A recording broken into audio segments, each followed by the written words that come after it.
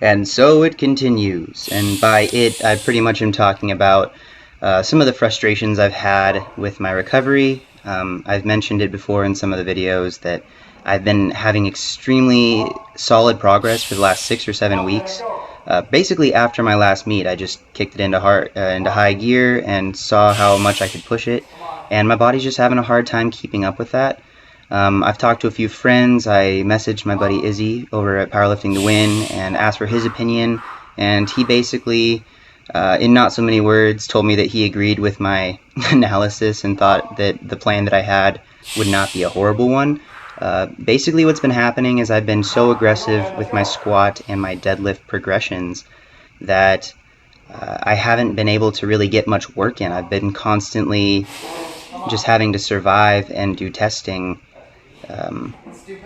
each session because I'm hitting PRs. There's constantly a state of kind of the anxiety of like, well, we're doing something you've never done before, which is an awesome feeling until it kind of slows down, and it's really hard to maintain that. And at this point, I'm actually about 13 weeks ahead of schedule as far as the numbers that I was hoping to hit for some of my lifts. And I'll go into more detail about how I'm going to change some things and work on that. This is my Saturday workout where I say this young man because I just always call people that, but this is Matt. He came down to work out with me, and we tried to get some tips for his deadlifting and squatting, and he actually ended up hitting a whole bunch of PRs. This was a lifetime PR for him by 1 pound, and it's funny because he kind of did an impromptu pause deadlift without really knowing why that happened. It just sort of did. My session, on the other hand, was pretty terrible. So he walked away with a couple PRs on this day. This was easily, he was working with doubles at 315, and we had some discussion about programming, and I kind of convinced him to put on 335 and try it for at least 5, and he hit a PR of 6 reps. So something there was unleashed in his mind, I guess. But my session was not very good. I had a lot of different factors. I think I was really still burnt out from Thursday's deadlifts and a lot of other things that were controllable issues that I just didn't take care of. So I didn't really have it on that day. Decided to shake it off, and then here you see my Tuesday workout, which was my 5s on squats. This is kind of the session where I decided, yeah, it's time to make a bit of a change in what I'm doing, in my approach. More or less kind of to slow down intentionally and respect the goals that I've set for myself a little bit more.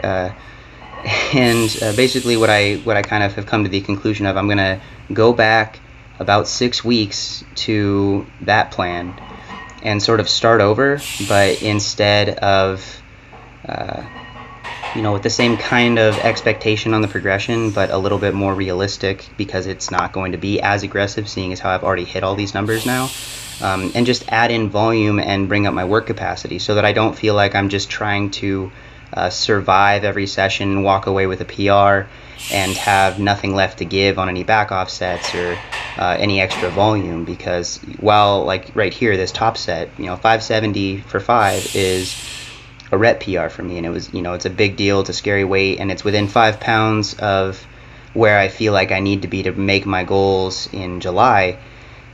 But at the same time, this was so it's just such a stressful set on the body that I think I will be better off taking some of my lighter weights and making them smoother, making them easier. Something that I liked talking about with Izzy was the idea of how if you're constantly hitting RPE 10s, like a maximum effort of as hard as, you gave everything you could on that set and couldn't do much more weight or many more reps, arguably with good or legal technique, especially with a bench press or a squat, that's not really a reasonable weight range for when you're trying to duplicate it in contest settings, especially a strict federation like an IPF or like the USPA, which is the one I'm going to be doing.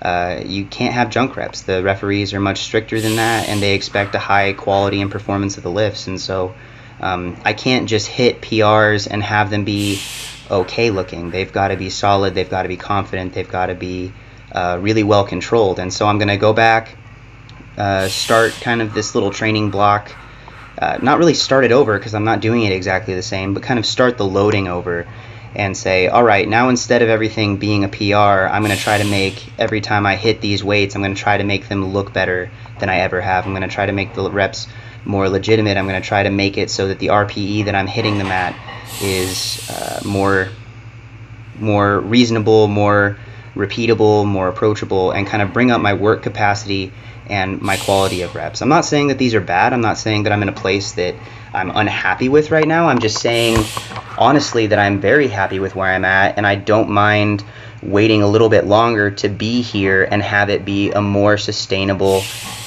place, because I have some pretty specific goals for the meet. And while I always encourage my clients and anybody who has the opportunity to constantly push and be aggressive in their progress and always want more, there is something to say for, when you're doing it with the intention of being the highest level of competitive that you can be, you also have to hold your performance to a consistent higher standard.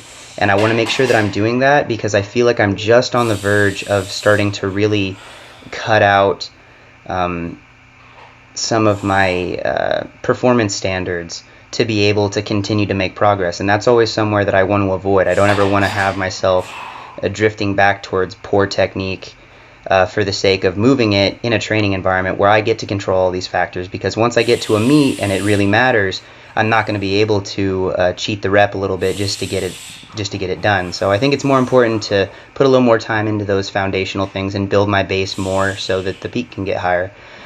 This is my pathetic attempt at 400. I wasn't quite sure about this. Yeah, chub, walk away.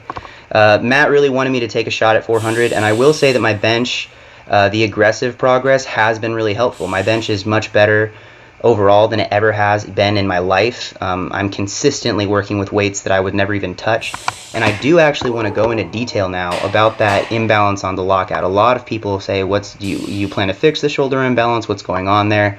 And I've mentioned it a few times, I guess not specifically enough. This isn't an excuse in terms of me saying, well, I'm just going to do this and never going to focus on it and never going to try to fix it, blah, blah, I know more than you, whatever. That's not the case.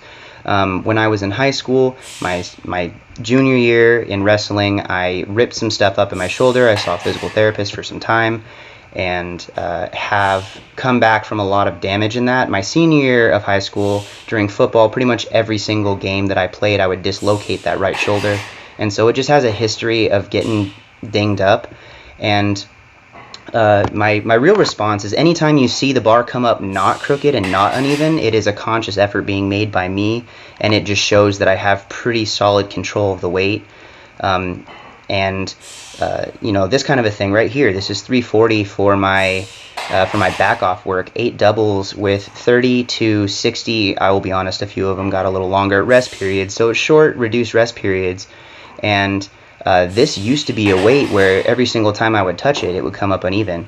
And so I'm not going to make the excuse and say that it's the right thing to do, or that I'm not worried about that imbalance. But I do have, I'm taking a few steps that I can to reasonably work on it. I will say it's a lot better than it used to be. It used to be anytime I would get above 300 pounds, my bench would just turn crooked. And now that's reserved most of the time for when I'm very fatigued, like you're going to see on this final rep of 315 for my little burnout set, or for any really heavy attempt.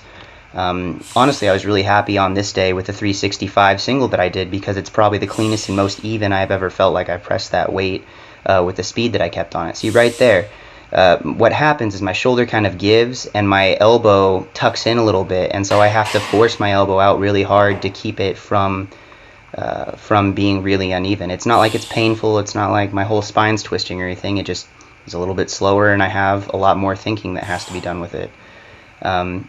After that, I've shifted my front squats to after my benching to kind of save my shoulders, which is funny because my front squats are so limited by my shoulder mobility and my shoulder strength anyway that it makes these harder, where before it was making the bench a lot harder. But these are the things we figure out, and that's just kind of how it is. So altogether, the day was decent. It wasn't a bad workout by any terms. I was frustrated that I missed that 400, but at the same time, if Matt hadn't have told me specifically to do that static hold and then go for the 400 because he thought I could do it, I probably would not have taken it on this day. But I'm glad that he's pushing me because, you know, my bench has gotten so much better as a result of him saying, try this weight. And for most of the time leading up to this, he's been absolutely dead on, and I've hit weights that I never even would have attempted this far out from a meet. So the workout write-up's up there. After the front squats you saw, I'm trying to up my reps, lower the weight a little bit, then I hit a heavier single. 315 is the most I think I've front squatted in about a year, just because I'm so unfamiliar with the movement still, and the shoulders are still the limiting factor. Whatever.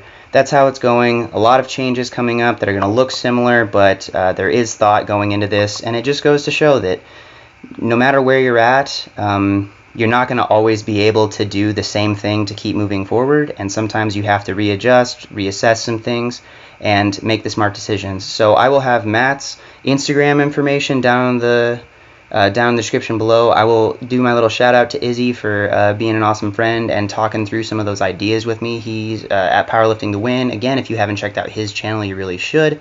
And other than that, I will see you guys sometime after Thursday when deadlifts will hopefully go better than they have been. So wish me luck, and I hope you're all doing well. Talk to you soon. Bye.